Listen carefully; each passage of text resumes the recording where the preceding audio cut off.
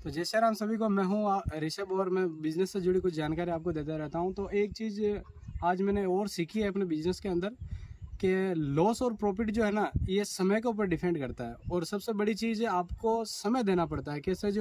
जैसे कि बॉस किसी ने शॉप ओपन कर रखी है, बनियान ओपन कर रखी है, या फिर कोई अपने दोस्त, आपने देखा होगा कि बहुत सारे लोग ऐसे जो है दुकान वगैरह ओपन करके रखते हैं। लेकिन वो क्या है कि किसी में प्रॉफिट होता है, किसी में लॉस होता है। इसका बहुत सारे कारण रहे होंगे, लेकिन एक सबसे बड़ा कारण होता है, वो है समय।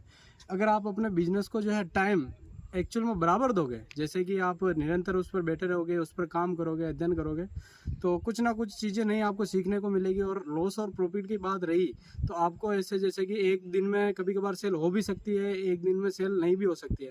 जैसे कभी कभार आप गले पे बैठे मौसम के हिसाब से, या फिर कुछ भी सीजन मान लो, ऑफ सीजन मान लो, या फिर कोई भी कारण मान लो, उस दिन सेल नहीं होती है। और हो सकता है कि अगले दिन या फिर उसके नेक्स्ट डे या फिर कुछ समय बाद और सेल हो जाए।